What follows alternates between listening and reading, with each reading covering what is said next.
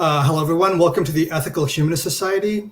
My name is Bobby Jacob, and I'll be moderating today's program, How Successful People See the World.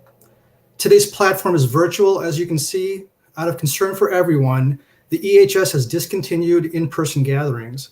When the time is right, in-person gatherings will return. After the presentation concludes, the chat box will be opened up for question submission for the Q&A portion. I'll start out today's program with a quote that helps define what humanism means to us as members of the Ethical Humanist Society. Congressman Barney Frank, who represented Massachusetts' 4th District in the U.S. House of Representatives for 36 consecutive years, was named AHA's Humanist of the Year in 2014. During his acceptance speech, he explained his approach to working in D.C. with those heavily motivated by their religious beliefs by saying, "It's much easier to tell some right-wingers how stupid they are than to negotiate with a whole bunch of people to put together a constructive and complicated package in which compromise is inevitable. Rancor is what you do when you have decided that there's no ability to change the situation. That's what you do when you're debating the invincibly ignorant. But that's not what we have to do to complete the job, which is already well underway, of making America totally equal for people who do not profess any religion, who are not theists, and who don't believe that there is some power but beyond human beings that we have to make nice to. And part of how we'll do it is by not dwelling on the negative."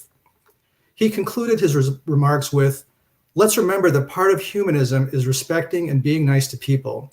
So as you meet individuals, given the atmosphere in which they've grown up, given what they've been subjected to, don't hold it against them. Find the common ground that I think exists, build on that, and we'll get somewhere." And that is from the Humanist magazine. At the EHS, our programs address a wide variety of topics, including current events, philosophy, arts and sciences, to name just a few. Today's presentation is part of our ongoing programming relating to science. Today's speaker is Emily Balcetis. Emily is an associate professor of psychology and the director of the New York University's Social Perception, Action, and Motivation Research Lab. She has been described as a pioneer of the scientific investigation of behavioral science and motivation. She leads an international team of scholars, writers, artists, and advocates. In her research, she has uncovered previously unknown strategies that increase, sustain, and direct people's efforts to meet their goals. Her work has been supported by numerous grants from the National Science Foundation and has appeared in over 70 scientific publications, and a TEDx talk viewed by 4 million people, and covered by ABC, MSNBC, NPR, BBC, The Washington Post, Time Magazine, Scientific American, and other outlets. Please welcome Emily Balcetis. Thank you, everybody. It's a pleasure to be here today. This pandemic has been so challenging for so many reasons, but there is a silver lining, which is that we have platforms like this that can take people from literally all over the world and bring us together for shared intellectual curiosity. And I'm grateful to be invited to be a part of that today. So what I wanted to share with you is some of the research that we've been doing, that my team and I have been doing for over 20 years on trying to understand the scientific building blocks of motivation. What are the common challenges that we experience? And is there a way that we can better take advantage of our psychology to improve the odds that we meet our goals, and whatever those goals might be? I want to start today with a question that we can all entertain. Have you ever set a goal that you did not meet? Think about it. Have you ever set a goal that you did not meet? Now, if we were all in person and I asked you to raise your hands, my guess would be that almost all of these hands go up in the air, that for most people, the answer to this question is yes. Now, let's pause there for a second and think about other things we say yes to a lot. There's a common cliche. There is a common cliche out there that the only things that are certain in life are death and taxes. But I actually think that answering yes to this question also belongs on that list. That's the whole reason that New Year's resolutions exist as a thing in the first place. Now, I'm a behavioral scientist. I conduct research to understand why people make the decisions that they do, what motivates people and teams, and what stands in the way of their success. Like I said, over the last 20 years, we have been asking the question, why do we struggle to meet our goals? Why is it that so many people can say yes to that question that I just put on the screen? What I've discovered has led me to be certain about these answers. The reason why most of us can say yes to my question is not that we aren't setting goals, because we are. It's not that we don't care enough. It's not that we aren't trying, because we do care and we are trying. Those are not the right answers. It's that the way we go about setting our goals and trying to sustain our motivation may not be the right course of action. So today, I am going to share with you a few of the biggest challenges that we have discovered that people face when setting and inspiring their own progress. And I'll offer some solutions to overcome those challenges.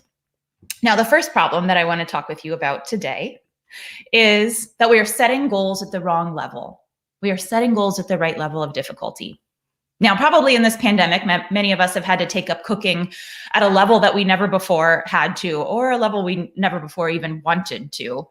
And some of us have really taken on that challenge. We've embraced this new challenge in our own culinary life.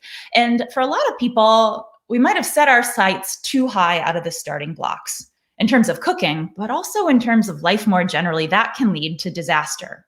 So think about trying to learn how to cook. I do not advise trying to start with the baked Alaska. Not that I know how to cook it myself, but I've read a lot about it. So if you're going to do the baked Alaska right, this is what has to happen. You churn your own ice cream. You craft a chiffon cake that weighs as little as a box of paper clips. Then you choose French, Italian, or Swiss meringue. You turn that two-dimensional rectangular piece of sheet cake into a three-dimensional ball that surrounds your hand-churned ice cream. You top that confection off with piped meringue. You toss the whole thing into a 500-degree oven, and when it's set, you douse it all in flaming liqueur without that frozen ice cream melting. Okay, a challenge, right? The best laid plans are the ones that are set at just the right level. They can't be too hard or people will give up even before they've really started. You set a goal that requires mastery, if that's what you do, of many complicated tasks or a rapid rate of progress like the baked Alaska would require. And probably that rate of progress that we have to sustain will exhaust us. And that's why we give up. But on the other hand, if we set a goal that's too easy to achieve, then we're going to sit back unmotivated to move forward because that future reward just doesn't seem that great. Goals that are set at just the right level, that are moderately challenging, but not impossible, are the ones that inspire us. Let me tell you about some of the data that we collected that supports just this point. We tested this in a very simple experiment. We gave people a very easy goal, the equivalent of trying to hit the bullseye on a dartboard that was very close to them. We gave other people a very hard goal, essentially moving that dartboard meters back, or one that's set at just that right spot. It was a moderately challenging one, but one that would still be pretty exciting if we were able to hit it. Now, what we measured was not how well they threw the darts, but instead we measured systolic blood pressure. This is the top number on your blood pressure reading, but it also has a psychological meaning as well. It's the physiological marker of energization. It's the body's readiness to act, to meet goals. When we're about to take off on a run, our systolic blood pressure goes up, heart rate goes up in anticipation of us having to move. But systolic blood pressure actually goes up too when we are just going to focus our brain on mental exercise. It's not just a physical exercise that increases systolic blood pressure. So when something mentally challenging is going to consume a lot of our attention, systolic blood pressure goes up as well. It's actually our body's physiological indicator of our psychological motivation to do something. So like I said, we measured systolic blood pressure in the context that I just described. And what I found was that systolic blood pressure actually rose. It went up. It was higher when people were trying to pursue that moderately challenging but not impossible goal. And it was lower when the goals were considered impossible and just too far away. People gave up when it seemed too hard. They gave up before they even started. But if we look at what happened when the goals were too easy, we also saw that people showed physiological signs of de-energization. The challenging goals that inspire our engagement and promote action are the ones that are moderately challenging. That's the beauty of setting goals at the right level. Those that hit that sweet spot ready people's brains and their bodies to take the steps they need to get the job done. So what's one suggestion then? Think about setting goals at the right level. You might call this the Goldilocks principle. Avoid what's too easy, avoid what's impossibly hard.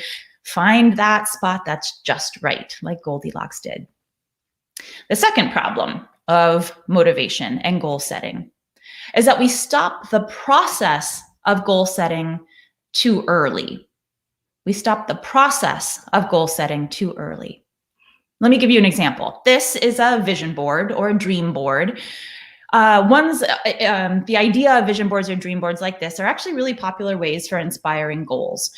The idea here is that you create a montage of visual icons, kind of like a scrapbook page, but each individual image that you select reflects where you want to be in the future. Here, you are concretely visualizing what your goals for yourself might be. Now, maybe you're not into the idea of scrapbooking. Maybe there's no way you would create something like this. And maybe if you were to do it, it would be only for personal goals, but never professional goals. You would probably be the rare exception, actually. The idea of vision boards here is actually wildly popular, both in personal and professional goals. TD Bank conducted a survey of 500 small business owners recently and asked them whether they use vision boards. Now, the age group that was most interested and most endorsed this technique were millennials, younger people. In fact, 89% of those small business owners that were millennials used this technique to develop their business plans. And 78% of everybody who was surveyed, regardless of their age, said that they think vision boards will give their workforce an accurate sense of where the business aspires to be in 5 years. And they're not wrong. Vision boards and strategies like them are helpful in identifying what goals you might want to work on personally or professionally. I think, especially during this pandemic time, people have been talking a lot about feeling like they don't have a purpose. Their day has been changed so drastically that it can be a challenge to get through what you need to. And then that sense of intrinsic drive and motivation is just lacking. So being able to articulate what it is that you want to do this month or before summer hits, that is a major enterprise to take on, especially in the times that we're experiencing right now. So if these vision boards or dream boards can help us do that, can help us go through that process of thinking through what is it that we really want to achieve, that's a good thing. And they do that. However, counter to the claims that some people make, these boards are no more likely to produce success at meeting those goals. Why? Because we stopped the process of goal setting too early. Let me tell you about some data that colleagues of mine at New York University have collected. Scientific studies that they designed show that people fail to meet their goals when they focus only on the desired outcome, when they just visualize what they want for their future, when that's the last step of goal setting.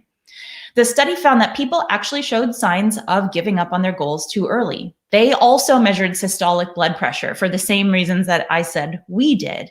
And they found that participants showed a drop in their systolic blood pressure after focusing only on their desired future. So this is in comparison to baseline, what happened to their systolic blood pressure as they started to think about their goals.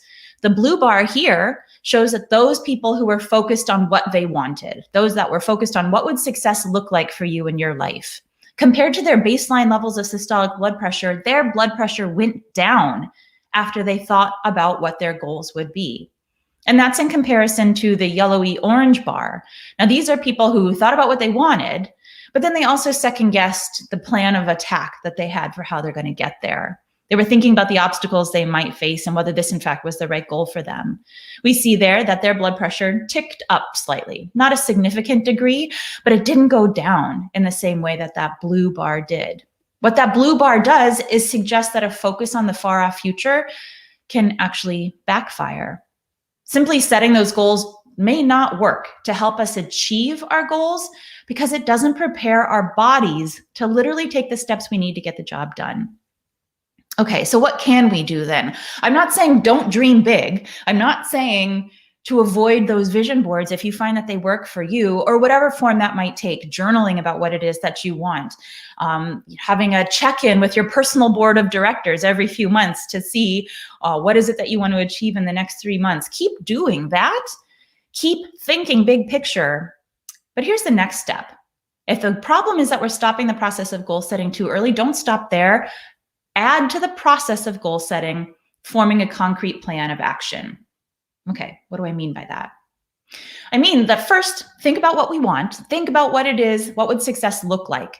But then we need to choose goals and explicitly to commit to them, including those plans of action that will help us take the step in the right direction. We need to keep those in mind, develop those action plans at the same time that we are articulating what it is that we want. So simultaneously at that planning stage, those lofty ideals have to be coupled with the details, the line items, the incremental tasks and marker milestones that we need to hit to actually make that goal come to fruition. Big picture thinking needs to be coupled with a concrete plan of action. Here's a case study of a company that demonstrated the impact of coupling big picture thinking and concrete action planning. This case study was done with a Dutch telecom company, and they created and they enacted a new long-term, large-scale goal for their company related to sustainability. They wanted to reduce their negative impact on the environment. They decided first, for the first few months, they were going to focus on increasing recycling and decreasing the number of items that appeared in the trash cans that could have otherwise been recycled.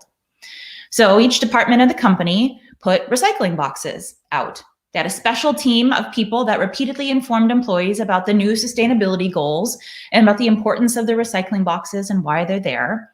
So if there was no doubt about what is happening and why this change is happening.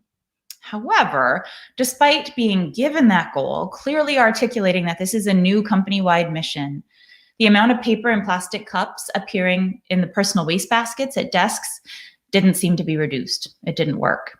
Now they know this because they swapped out the janitorial staff for the team of researchers. Every night, the research team went cubicle to cubicle, garbage can to garbage can, and collected all of the contents of all of the garbage cans and counted how many items appeared in there that could have otherwise been recycled. And this is what they found. What we're looking at here are the number of items per week that appeared in the garbage cans that could have otherwise been recycled. The yellow bar tells us on average what was happening before this whole plan was unfolded, before the recycling bins appeared. And it was about 1,000 items per week were being thrown away that could have been recycled. The green bar tells us, well, 1 week after this plan had started, the goal had been articulated, those recycling cans were there. What happened? Did the number of items change that showed up in the trash? No. Recycling didn't increase. Number of items in the trash can stayed the same. 2 weeks later, maybe it requires an adoption period. No. 2 months later, no. We're not seeing that this commitment to the large-term goal was producing any change at all. And now the research team suspected that this would be the case, that just articulating the high-level lofty goal is not going to be enough to make behavior change happen. So these are some of the departments, some of the organizations within the company, but other organizations, departments within the company had a different rollout plan. They had the recycling bins, they had the people going around and explaining the sustainability goal, but they also had something else. They were asked to come up with their own individualized concrete plan of action. Members of the team were asked to come up with statements, to commit to statements that they personally designed that would be the means by which they could facilitate this goal. So people said things like, if I use a plastic cup, I'll throw it in the recycling. If I see old papers on my desk, I'll put them in the bins. This isn't magic, right? Like there's nothing special about these statements. These are in fact what everybody was hoping that they would do. But importantly, it's concrete. It's taking that idea of sustainability and operationalizing it, making a concrete manifestation for my own personal behavior of what enacting a sustainability goal could look like. And importantly, these are statements that were individually designed by the team members themselves. Now, it seems like a small change, right? But it had a huge impact. Again, here's baseline numbers of items that appeared in the trash can that could have been recycled. Among these departments, we see that it was about 1,200 items a week were being thrown away. But after articulating that sustainability goal and coupling it with concrete action planning, that number dropped to below 200. 2 weeks later, it stayed at low levels. And even 2 months later, we're seeing that number of items in the trash can stay at very low levels. And this purple bar even reflects the fact that that the action was made more challenging during that time because they removed the personal recycling cans from everybody's desks and moved them to a communal area within each floor. The job became harder for people, and yet we see that their actions still reflected really transformational change. Now, the idea here is that big picture thinking coupled with that concrete action planning translated abstract, large-scale ambitions into something tangible, present, in the moment. And it had long-lasting effects on individual employees' choices. Okay, so 2 steps right now that we put on the table: thinking big picture, coupled with concrete action planning. But to this list, let me add a 3rd step, and it's the idea of foreshadowing failure. Okay, the idea here is that when we incorporate brainstorming, the ways in which our plans, our concrete actions might find a sticking spot, might fail, or that there might be obstacles along the way, that we do better by having thought about those in advance. Now, maybe that seems intuitive to you, but not to everybody. The idea here is that the thing that's not intuitive for some individuals is that you actually might find better motivation and increase the odds of success if at the time that you're trying to talk yourself into taking on a new challenge, if you simultaneously think about all of the challenges you're going to face along the way, the obstacles you'll experience, and how you might fail. To some people, that seems like it would backfire, that it would not be motivating, that you basically talk yourself out of the thing you were just trying to talk yourself into. And it might seem that way. But I like to think about it like this, that if you are on a ship and that ship starts to sink, that's not the time for you to start looking for where life jackets are. You want to know where those life jackets are at the moment that you get on the ship. When you're in the middle of crisis, you're in the middle of panic mode, that's the time when resources are actually spread very thin. We don't have the opportunity for creative brainstorming. When we're in the middle of a crisis or we're up against a large challenge, we already want to know what plan B and plan C is. We want to have that backup strategy already arranged. And it works. This 3-step process is really effective. You can take it, here's Michael Phelps. You can take it from Michael Phelps. He routinely practices this 3-step planning. And he did this probably most famously to achieve something amazing back in 2008. Back then, he was at the Beijing Olympics. He was on the doorstep at the Beijing Olympics of making an incredible historic moment happen. He had already won 7 gold medals in that at the Olympic Games. He had just the 200 fly in front of him to do something no one had ever done before, which is win 8 gold medals in a single Olympiad. As he dove in for the start of that race, his goggles started to leak. By the 150-meter mark, his goggles were completely full of water and he was blind. Now, in that moment, I would have totally panicked and freaked out and probably would have drowned in the pool if I ever found myself swimming competitively, which would never happen. But he didn't freak out. He didn't have a panic attack. Instead, he calmly switched his concentration to his stroke count, because he knew exactly how many strokes it would take to get him across the pool as fast as possible. He already thought about this problem. In fact, he routinely practiced with his coach, having his goggles fill with water. Or at the last minute, his coach would rip the goggles off of his head and smash them with his foot on the ground so that he would have to practice swimming without being able to see. He had mentally practiced successfully mastering any of the many obstacles he might experience.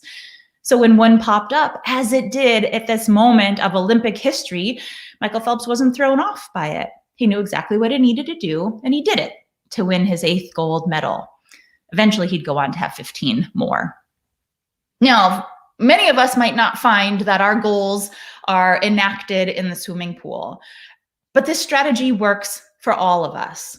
Scientists studied all the different goals that the rest of us non-Olympic athletes hold and looked at the effectiveness of using this 3-step strategy.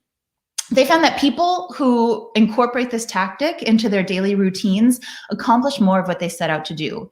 So this team of researchers tested this by setting up smartphones. These smartphones pinged people several times a day for a week. Each time, the respondents would jot down a description of one thing they wanted to get done that day. Now, sometimes the phone would also ask them, what are some obstacles you might experience as you're trying to get this thing done? They would think about those obstacles and make a plan of attack for if those should arise. How would they overcome them? At the end of the night, they reported on the progress they made on all of those goals that they had listed throughout the day.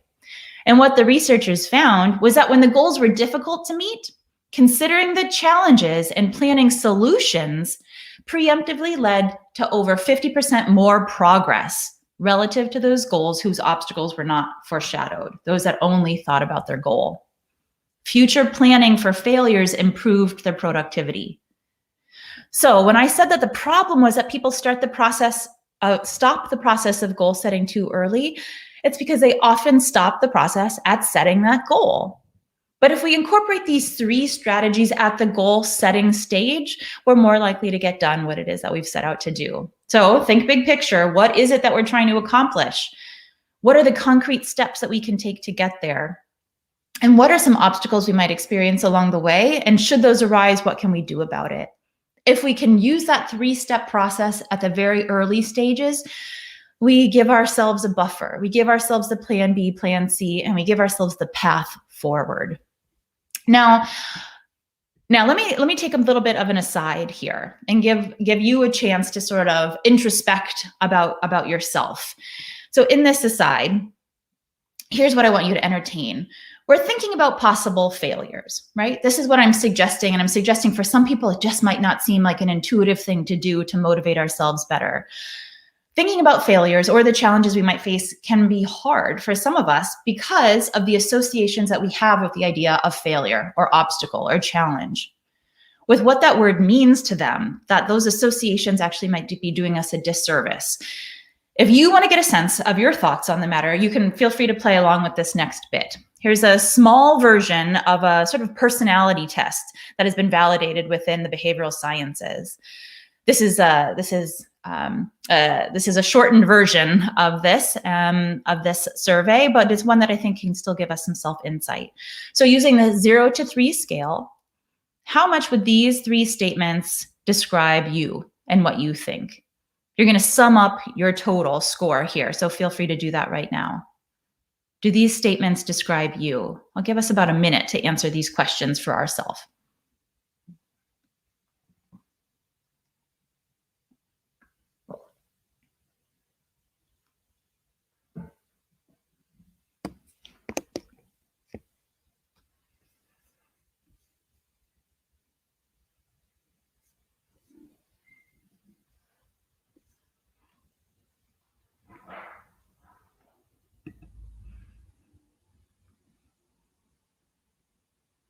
So how much do these describe you and your perspective?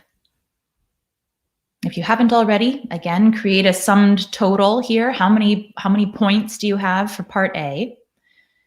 And hold that number aside.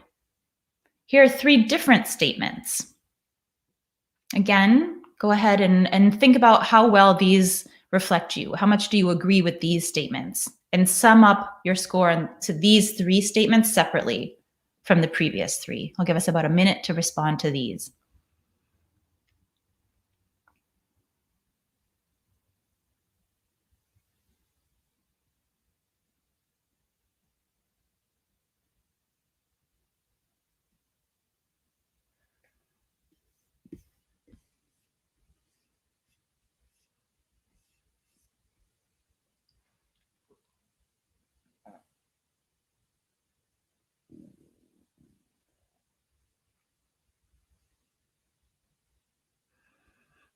Okay, so add up your total score to part B.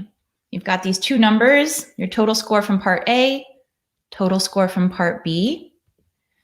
And then to get your mindset score, take part A minus part B's score.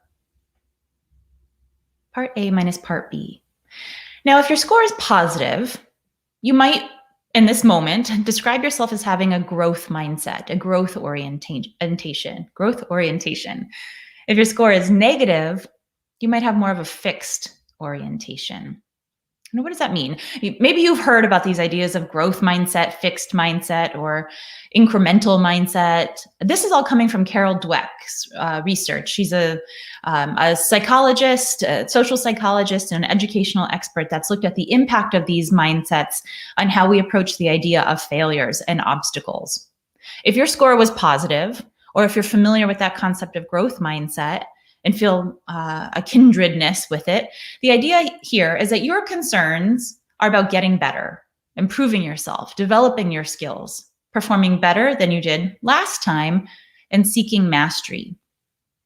In comparison, if your score was negative today, or you heard about and resonate with the idea of fixed mindset, concerns are a little bit different. Concerns here are about being good, proving yourself, demonstrating your skills, performing better than others, and seeking approval.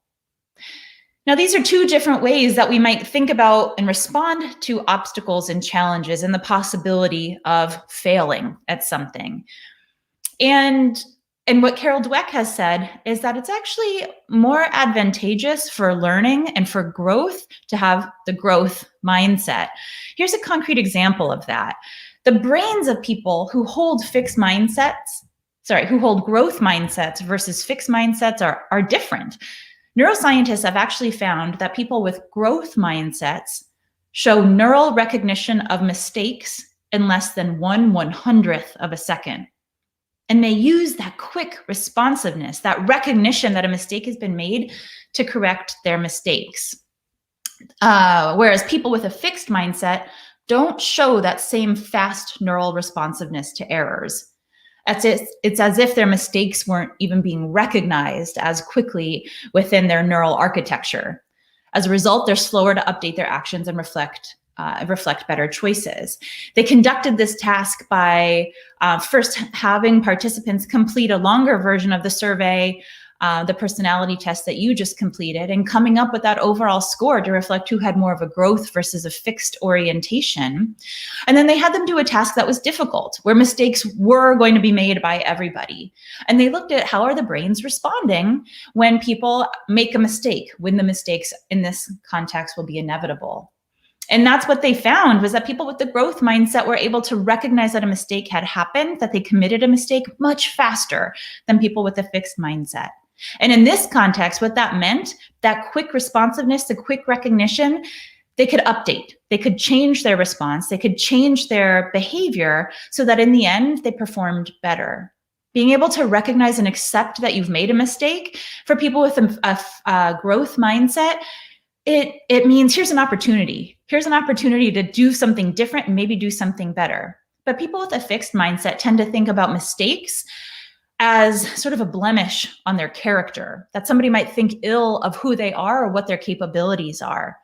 And if that's your mindset when you approach the idea of failures or of mistakes, well, of course, you're not going to want to recognize and accept that you've made one, because it might mean something much more challenging or scary for your core character. But that is a problem, right? Because of course mistakes are going to happen. And of course, the best way to approach them is to be able to push through, learn from that experience, and make change in the future. But if we're not even recognizing that a mistake was made, it's going to be very challenging to try to use that as a learning opportunity. So if you found that you had a negative score on this, and maybe you're thinking you don't really like that about yourself, or you're worried about a spouse or a child who might approach the idea of mistakes in more of a fixed mindset manner, here are some things you can do for yourself and for others to help promote a growth mindset. When we're talking about or reflecting on an experience, focus on the behavior, not the person. Praise hard work, not ability. And review progress over time rather than looking at a snapshot picture of the here and now. Now, this might all seem intuitive, right? When we're talking about like, okay, if a mistake happened and it's your child, you probably would never say, oh my God, you're so stupid. I mean, it even hurts me to say that, right? To even say those words as a possible example. And probably you're not doing that, right? We all know that we don't put negative labels on others, especially not on children, that can be really challenging. But I have found for myself that I make a mistake. I don't do a good job of promoting a growth mindset within my own team, especially when they've done something really well. And I don't do it with my child either. My knee-jerk reaction is to say, Oh my God, you're a great public speaker. That was you did it. You are a fantastic presenter. You are so good with statistics. What I'm doing there is talking about their core character. I'm focusing on the person. I'm not focusing on their behavior. I am praising their ability, something dispositional about them. And so even though it's a positive compliment, and it probably feels really good to hear somebody in a managerial position offering that kind of abstract reflection, that's very positive, it's actually not promoting a growth mindset. It's promoting a fixed mindset. That what I'm doing is evaluating your character. What I am trying to practice to do more is saying, oh, that your presentation went so well, and I am certain it's because you started weeks earlier than you have in the past. You had so much time to really think through your ideas, and that really paid off. That's focusing on the behavior, not on the person. And that promotes a growth mindset. It's saying, I'm looking at your trajectory over time. I'm evaluating all the effort that you put into this. And that was time well spent because the product is good in the end. So you can help develop a growth mindset within your corporate culture, within your family culture, within yourself. If we start thinking about reflecting not on the person, but on the actions, on the approach that was used, the investment in time and resources, and thinking about whether that was well spent or not. These are techniques that you can use to get people to approach challenges as testing boundaries rather than testing their innate abilities. All right, problem number 3 is that we often think about how to use our time ineffectively. Here's another question for you, like I posed right at the outset. Multitasking, are you for it or are you against it? Do you think it's a good thing? Do you like doing it? Do you do it or not? Well, what about if you are an employer? Do you want to hire somebody with multitasking abilities? Monster.com is the global leader in online recruiting. Before COVID, it was posting on average about 300,000 job descriptions a month. And when I looked through these at one point, I was looking for what are the qualities that are most commonly sought out? What are some of the traits and descriptions of an ideal employee that are most frequently called for in these job descriptions? Multitasking ability was one that popped out to a great extent. But is it something that we do? Is it something that comes naturally to us? Or is it something that we would really have to work at? Laura Dabish is a researcher at Carnegie Mellon University, and she observed the minute-by-minute choices that employees made at one financial services firm. They actually shadowed 36 managers, analysts, software developers, engineers, project team leaders for 3 days. Somebody was standing behind each of these 36 individuals with a stopwatch. And they recorded how much time every single person spent in continuous, uninterrupted thought or activity before they moved on to something else. They found that the average amount of time that employees spent on a single event doing just one thing before switching to something else was just 3 minutes. 3 minutes is all of the amount of time that we give ourselves to focus all of our cognitive effort on something before we jump to something else and then try to come back to what we were doing or try to juggle more than one thing at a time. And those breaks happened, the switches breaks happened even more frequently when employees were working on computers, cell phones, or other electronic devices. Then switching happened every 2 minutes. Of course, sometimes we have no choice to pull ourselves away. There's a phone call that comes in, a boss, well, back before we were all working at home, would stop by. But the researchers found that about half of the time, the employees chose to interrupt themselves. It was their choice to switch from one task to the next. We rarely grant ourselves the opportunity to focus our mental resources on just one thing at a time for an extended length of time. Now, the question is that good or bad, right? Does it mean that we actually get more done? The answer is yes and no. That's the beauty of psychology, is that any answer you would want is probably the right answer. And why is that? Because humans are really complex and interesting. But we can put numbers to these.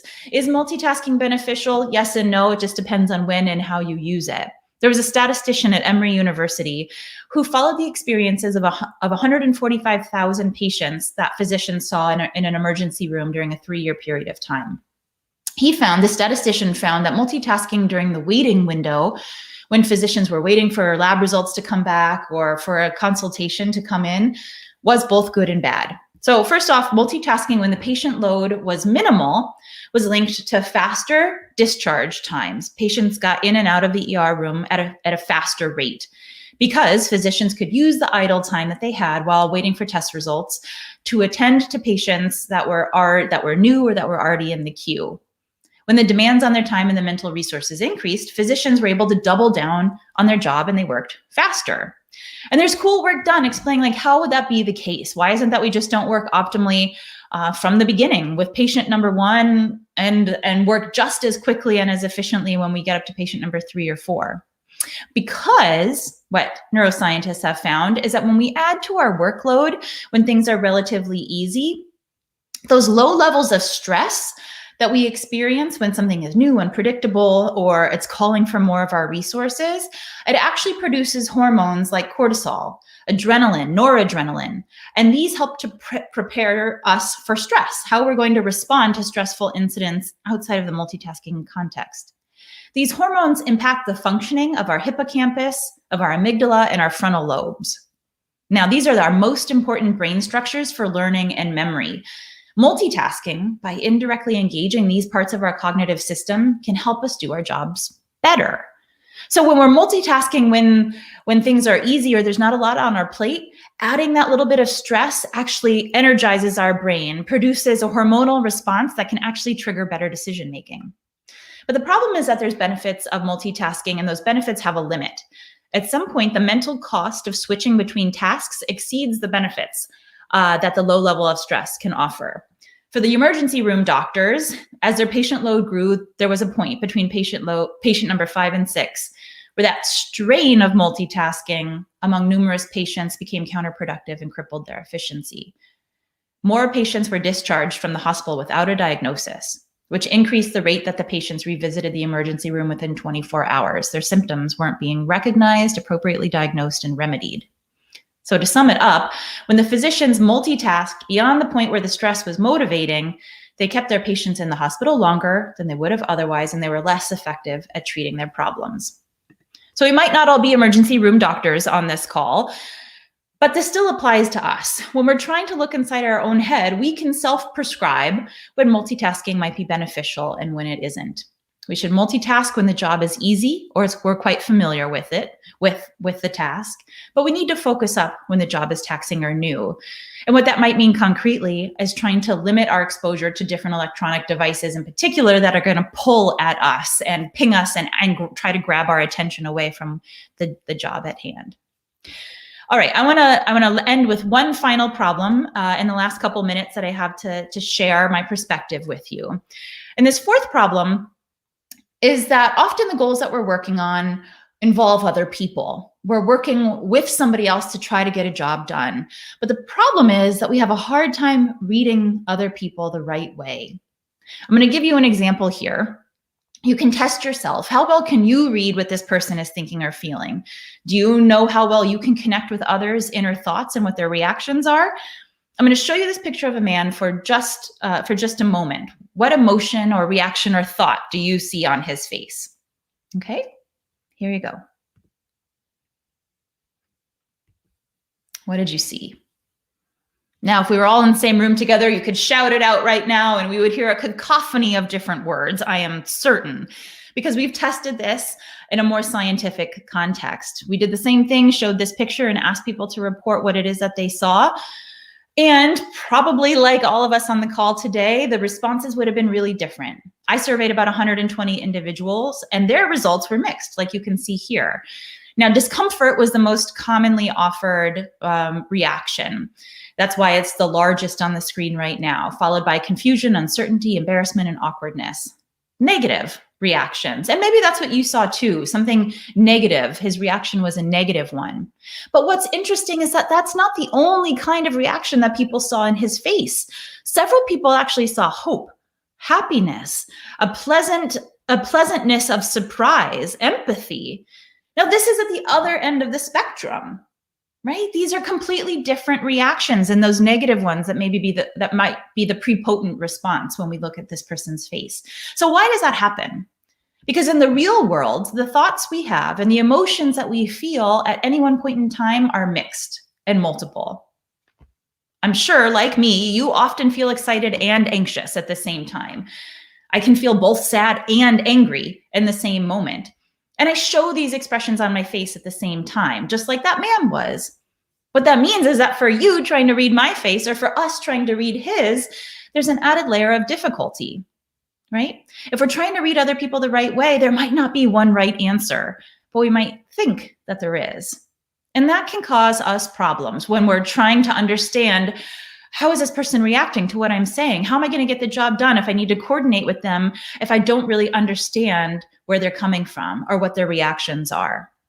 Now, in the lab, we conducted a very scientific version of this idea that I'm talking about. We presented our participants, with faces like this, and we asked them, do they feel good or bad? Now, these are not as dramatic of emotional expressions on their faces as the man that we all played along with at first, but there are multiple ways to interpret these faces. I know that because we used Photoshop and morphed both happiness and anger or surprise or sadness together to make blends here. These aren't real photographs of people. They are morphed blends of varied emotional expression. So I know there are multiple cues to multiple different emotions in these faces. But most of the participants in our study didn't know that. They just look like photographs of real people's faces. But what we found is that when they were trying to read many of these, some people had a tendency to see the worst. They saw these as expressing negative emotions. What we found is that those people who had a negativity bias were 10% worse. They had a 10% worse time of working through minor conflict with other people. If they tended to see the bad in others' reactions, if that was their knee-jerk reaction, they had a hard time getting through minor conflict. But on the other hand, some people would tend to see the positive. They would see the glimmers of excitement or happiness in these faces. They had a positivity bias when they were trying to read others. And for people with a positivity bias, they could actually recover from conflict at a 50% better rate. So the takeaways here is that we need to recognize that people's lived experiences are far more diverse than maybe our knee-jerk reaction might tell us that that's the case, tell us is true. That we need to pause before we react to try to really understand the complexity of somebody else's experience, particularly when we need them to help get our own personal goals accomplished. So let me offer you some takeaways as I wrap up my presentation now. What have we talked about in terms of trying to create a better motivational framework for ourselves? First of all, set goals that are challenging, but also possible. Those are the ones that inspire. Dream big, plan concretely, and foreshadow failure. That's how we can set our goals in a more holistic manner. We should multitask when it's easy, but focus up when it's hard. And invest in trying to read and understand others' reactions and perspectives. The last thing I'll leave you with here is a reminder. It's important to remember that the approach that we adopt for how we motivate ourselves and other people is not fixed. We can change it. We can create a motivational style. We can use these strategies I talked about today, and we can teach ourselves these strategies to help us think about approaching our goals in ways that might be more effective. Here's one last example. Again, I'm going to show you a picture for just a second. You tell me what it is that you see, or say in your own mind what it is that you see. What animal is this? All right. Okay. So for me, maybe you're like me and what you saw was a horse. About 80% of people do. But are you sure that's all that was there? Did you see anything else? Maybe you're part of the 20% that actually saw a seal. Now, when I say that, horse seers, are you surprised that I'm saying there's also a seal in that image? Some people see a rabbit, some people see a kangaroo. Those are all there too. What's amazing is that we're all looking at the same animal, right? We all looked at the same line drawing, but we didn't see the same thing. Does that mean somebody's right, somebody's wrong? Of course not. There are multiple ways of seeing that line drawing. In the same vein, there's multiple ways of creating and engaging yourself to motivate yourself to accomplish your goals in ways that perhaps you never have before. What I want to share with you today, what I hope to share with you today were tools that you could use to build out your toolbox of tactics for leading and for motivating, and perhaps to inspire you to teach yourselves different strategies that might help you get further and do so in a more effective way. So thank you for letting me share my thoughts with you today, and I look forward to hearing your reactions during our question time. Thank you. Thank you so much, Emily, for that talk. Hopefully we can use some of your advice and meet some of our goals that we make for ourselves. Following this, the Q&A period will follow, and viewers should be thinking about their questions and entering them in the chat box. During this musical interlude, we'll be collecting contributions. Contributions will be collected virtually at the following address, ethicalhumanistsociety.org/donate. You can use a credit card or PayPal there, or you can use the Zelle app at donate@ethicalhuman.org. It is through our generosity that we show how meaningful the Sunday morning programs are. The suggested donation is $5. However, any amount that one is comfortable with is greatly appreciated. We appreciate all those who help sustain the society with their donations of time and money.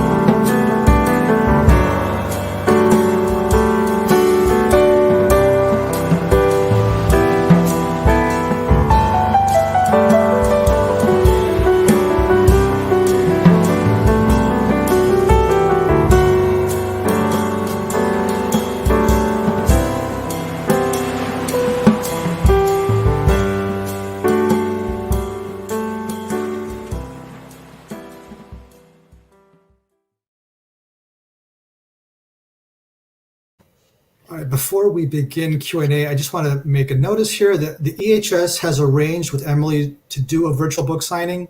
If people want to purchase her book, Clearer, Closer, Better, How Successful People See the World, you can email us and we will send you a signed book plate. And we'll put a link to the book in the YouTube chat and at some point flash our email address, which is right there. So I'll go ahead and begin asking some questions. First question, did the recycling experiment include feedback to employees of numbers, percent items recycled? It did not. It did not offer that kind of feedback in the moment. Now, as behavioral scientists, often the approach that we take is to try to isolate one factor that we think is going to be really important to producing change. In this case, the scientists were really focused on pairing that big picture thinking with the concrete action planning. And that's what they wanted to focus on, and not sort of interweaving that element of receiving feedback, responding to that feedback, seeing if that feedback is motivating, because if there were any changes, we wouldn't be certain about whether it was from having received that feedback or was it from that individual concrete action planning. But I think your intuition is right, that feedback would be another way to motivate people. especially if you know that they already have buy-in. If they are interested in engaging with this, with this conservation goal, the sustainability goal, there's a lot of really interesting work about how you can give people feedback and what you focus on with that feedback that will be motivating. So if you know that people are really interested, that this is something that they have bought into, and the problem is just on like seeing it through, is finding those actions that they can take and changing their habits, focusing on the difference between where we are now and where we want to be, that's what's motivating for those people that are committed. Saying like, here's our goal is to get to less than 100 items in that trash can each week. And right now we're at 1,000. Focusing on, we got 900 to go, people. That is actually motivating for people who are, who are really committed to a goal. In contrast, people who are new to a goal, who maybe aren't into it, maybe they're externally motivated because this is something their boss told them they had to do. Focusing on progress to date is motivating. So like, all right, go team. We've recycled, 100 items this week, more than we had last week. Reflecting on progress to date for people who are new to a goal, who are less committed to it, that's exciting because it's suggesting that there's some traction, we're getting the ball rolling here, and that produces an excitement that can help sustain motivation over the long run. So I really like that idea about asking about how it was feedback interweaved into that experiment. It wasn't, but your intuitions are right on that can make a big difference too. Okay, next question. Great talk. Can you talk about effectiveness about motivating people to get through COVID? How could that have been improved? Maybe focus on Fauci. I'm going to edit this just a little bit, and not Trump mistakes. Thanks. Well, I mean, that definitely was a problem, right? Of there's so much uncertainty. There is just so much uncertainty about COVID, what the plan is going to look like, what our lives are going to look like, for how much longer we're getting through this. And that uncertainty has been challenging from the beginning, and it continues to be challenging now, even as we do have a little bit better understanding of the course of this pandemic. But there's still so much uncertainty. And as a motivation researcher, I know that uncertainty it shakes the bedrock, the foundation of us as human beings. We want to be able to have some predictability so that we can figure out how to navigate our world. And when that's taken away, because there's conflicting information from a president versus, the NIH director, a CDC director, from our health, the leaders of our healthcare system versus the leaders of our government, that produces uncertainty. So not only is the experience that we're living through producing uncertainty, but so is the leadership. So yes, that is one of the root causes, is having that uncertainty. That is one of the root causes of much of the anxiety that we've experienced. Now, should that mean that we tell people to just listen to Fauci and not listen to the presidency? I don't think that would work, actually, because we know that some people don't find science as comforting or uncertainty reducing as other people do. So I don't think we could have taken a one-shot perspective here on silencing somebody's microphone and amplifying another person's, because that would only reach half of the American people who gravitate towards one of those two perspectives. And because I'm not a public health researcher or advocate or public health researcher or contributor, would approach the situation a little bit differently, is just thinking about individuals and what we can do for ourselves and those people that we have influence over. And one of the other problems that we have personal control over are the goals that we set for ourselves, right? So we don't know how long this is going to go on. We don't know how much longer we're going to have to be wearing masks. We don't necessarily know how long it's going to be till we get our shot if we're not in that age group that qualifies right now. So there is so much uncertainty, and that can be scary, but we can set goals for ourselves, even with that uncertainty. We can say, for the next month, this is what I'm going to do to try to help make wearing masks more fun. I'm going to sew my own. I'm going to buy some really fun ones. I'm going to try to be a Nancy Pelosi and coordinate my mask with my clothing, if only just to humor myself. We can give ourselves more manageable short-term goals to help us make concrete or more tangible what is so uncertain right now. There are things that we can do to reduce the uncertainty in our own lives and quell some of that anxiety. Awesome. Next question, big fan of number 3, anticipating and planning for failure. How can I effectively respond to people with anxiety who find that conversation to be stressful or anxious making? I think that really I think that the heart of the anxiety is what we need to be thinking about. Why is that anxious to think about the obstacles that we're going to face and the possibility that our plans won't work out? Because that's such a common experience.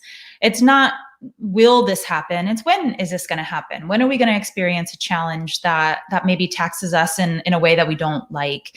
That happens for everybody. But some people feel more anxious about it than others. And from my perspective, that comes down to the way that we think about that idea of failure, that we maybe even use that as the word to describe it, right? Some people actually see failure as opportunity. They don't use the word failure, they use the word opportunity. This is a challenge, this is an obstacle. And I'm actually excited to find that there's an unexpected hiccup along the way, that there's a new challenge that I can try to innovate through. So it's about mindset, right? And so rather than trying to tell people that you shouldn't feel anxious or you should over plan, just keep planning so that you're always prepared for all of the obstacles you might experience, that probably isn't going to quell their anxiety.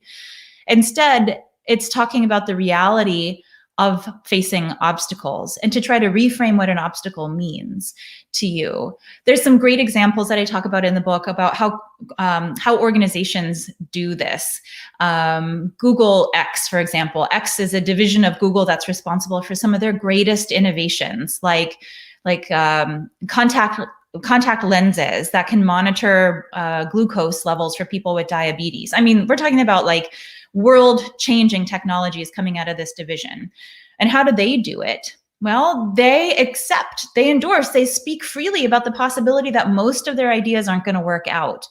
It's not stigmatizing to have an idea fail. It doesn't mean that you're going to get fired if the idea that you've been investing in as a team for 3 years decides that it's going to get cut or it's going to be chopped or they're not going to move forward with it anymore. Or you realize that you had made a fatal flaw in programming that hadn't been caught for a while. Those problems are not stigmatized. People aren't fired. They're not demoted. They're not withheld promotions or bonuses. In fact, they come together every couple of months to say, like, here's what I'm up against. I'm stuck here. I'm feeling like this project can't move forward anymore. What do you think? And when others agree that this is an insurmountable challenge that some people might call a failure, they actually have team leaders stand up and applaud and say, great, I'm glad we've thought this through as thoroughly as we can and that we've realized that we shouldn't invest more here. And they clap. And they give out awards and they give people free time. They give them financial bonuses for coming to that place where they can accept that this maybe is insurmountable. So I think the problem is that we often do ourselves a disservice by fearing failure or by even using that word failure in the first place. That is the root of the anxiety, rather than accepting that every person is going to face obstacles. Every person will have setbacks. And it's, what do we think they mean for us? Does it mean that there's something wrong with our core character, that we have a deficit, that we aren't a math person or we aren't a music kind of person? No, it's not helpful to think about obstacles in terms of labels for ourselves, what it means and how we should label ourselves as a result of the things that we struggle with.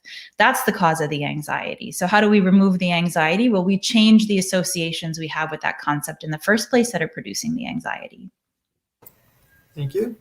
Next question is, speaking personally and professionally, what about people who are not natural goal makers, but process oriented and then wait to see what happens? You know, I think there's very little in our world that we do that is a solo enterprise. I think so much of our world is a social one. We are a social species. We create our own social networks of friends. We come to organizations like the Ethical Humanist Society because we are looking for places where we belong and where we can engage with other people. And so most of what we're probably trying to work on in our life is going to involve somebody else, or it can involve somebody else. And it may even be better if we do involve somebody else. So if we realize that is our natural inclination, that we are a concrete thinker, we are a planner, and sometimes I'm not sure where that plan is going to take me or what path I'm on, then we can find somebody else who maybe struggles with that concrete action planning. There are other people who are the high-level visionaries, And a lot of what they try to accomplish doesn't pan out either, because that's where they get excited. They get excited about the idea of thinking about what is possible, and then they move on to the next sort of thinking about what else is possible, but don't take the steps forward, or they don't know how, right? They don't know how to take that first leap into the concrete. All of which is to say that I think we should take advantage of our social support networks. Complementarity in relationships is so important. And it can be used to our advantage here, particularly if we have this recognition that we might struggle with what that high level vision is, but we're really good at figuring out how to get places.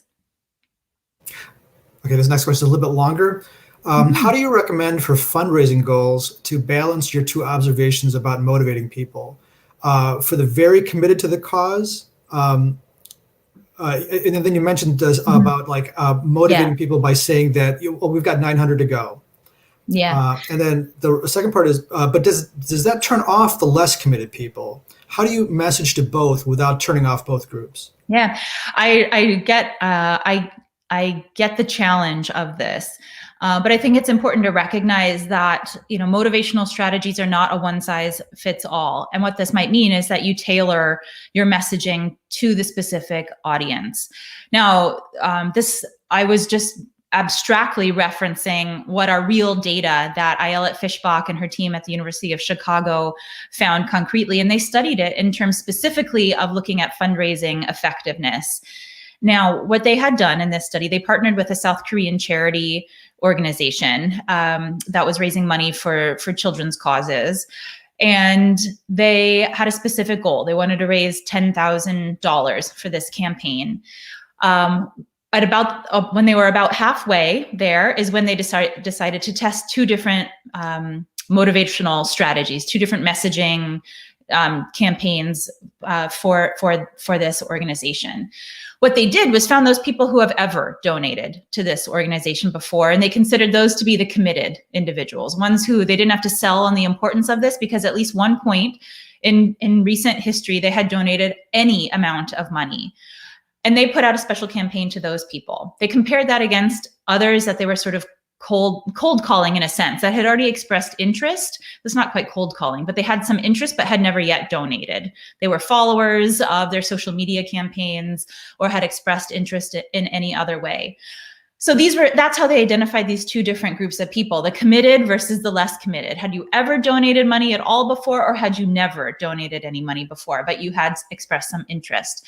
And they tested the effectiveness of the two different styles, focusing on what's left to go before we hit our goal. We're halfway. We have $5,000 more we're looking to gain, or reflecting back on the past. We've already acquired $5,000. That's what we've done so far. Are you interested in donating?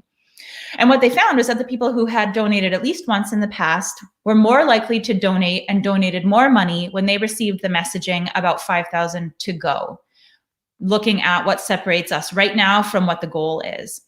And it was not as effective to reflect on the past for those people who were committed, who had already donated in the past. But for those that had never donated, they donated at a higher rate and donated more money when the message asked them to reflect on what had already been accomplished to date. We've already got $5,000. Would you like to donate now? So what do I advise? Yes, both of these strategies are effective, but if it's possible to be able to tailor your messaging to these two different types of people, that's what's going to get you the biggest bang for your buck, because you are right that it might not be as effective if you're mismatching the messaging to where that person is at.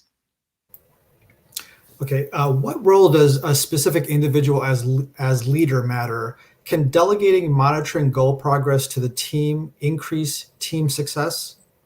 I think yes. And I think if we look at that, the example of that Dutch telecom company with the sustainability goal, I was talking about that, and the researchers talked about that in terms of coupling big picture thinking with concrete action planning.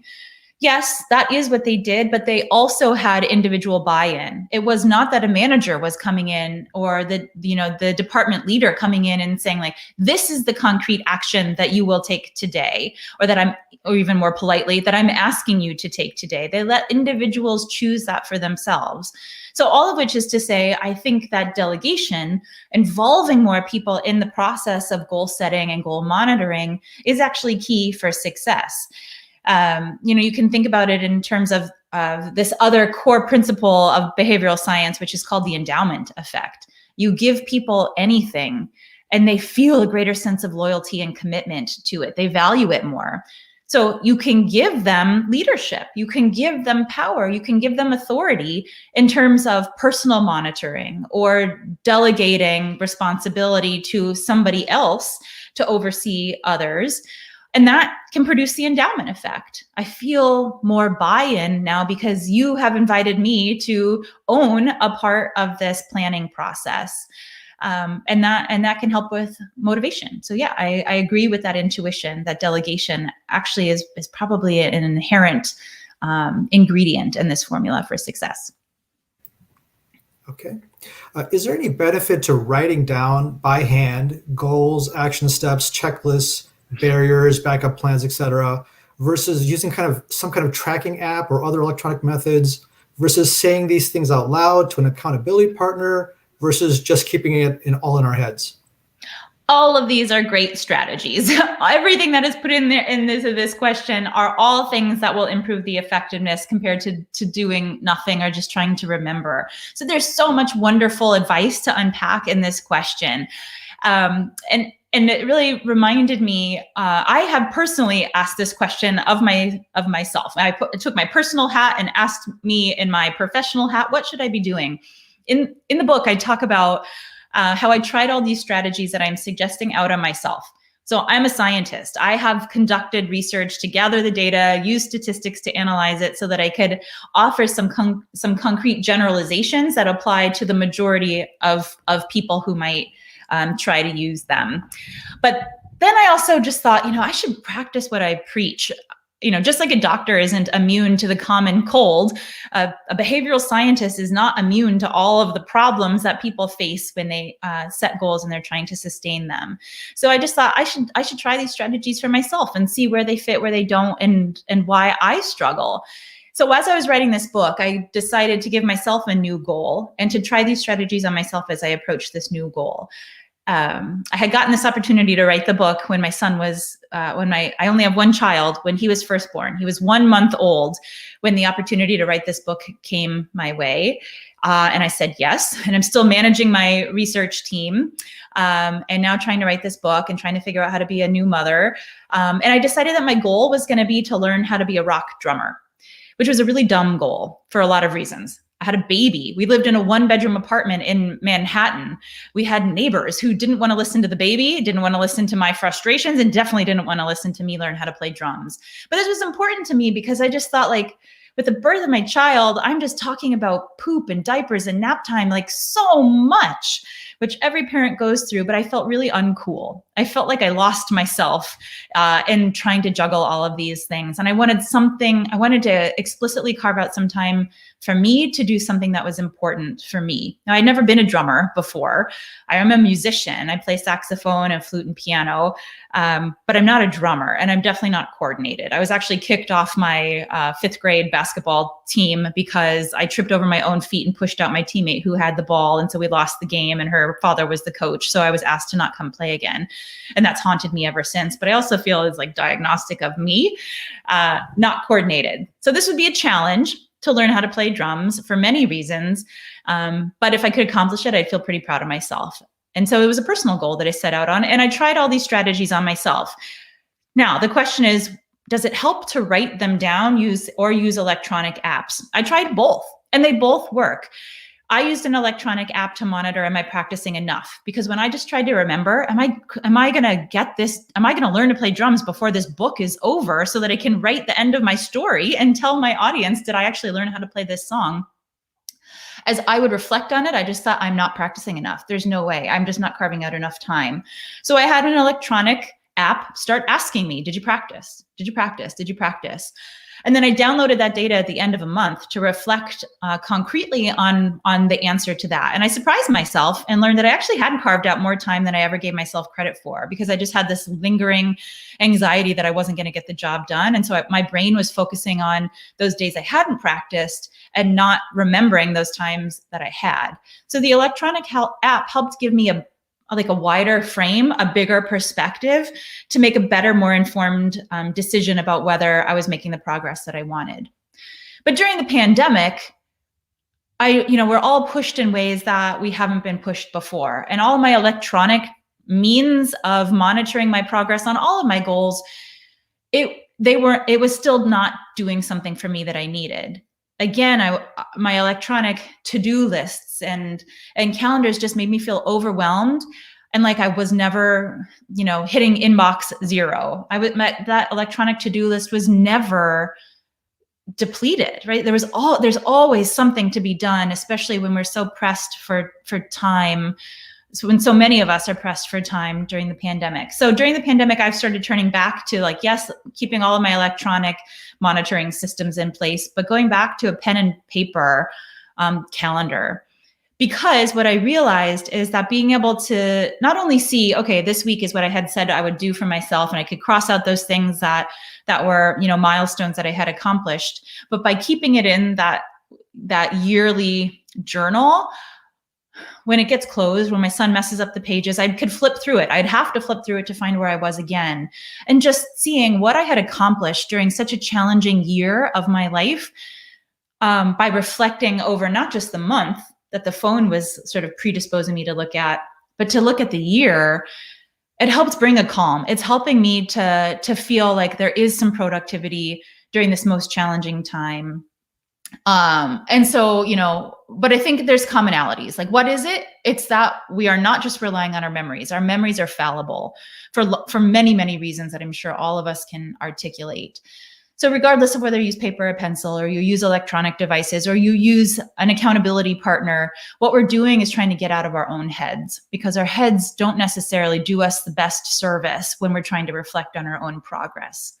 Long-winded answer, I know, but there is so much exciting stuff in that question, all of which are great suggestions for many different reasons.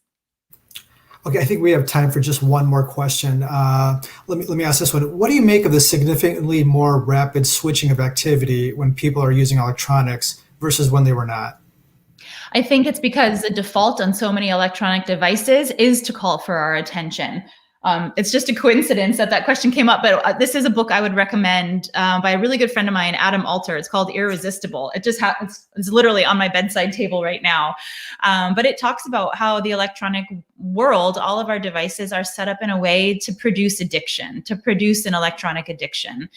So, banners, notifications come in because that's the default setting on so many programs that we have to go out of our way to turn them off, or because we allow multiple programs to be set up and operating simultaneously.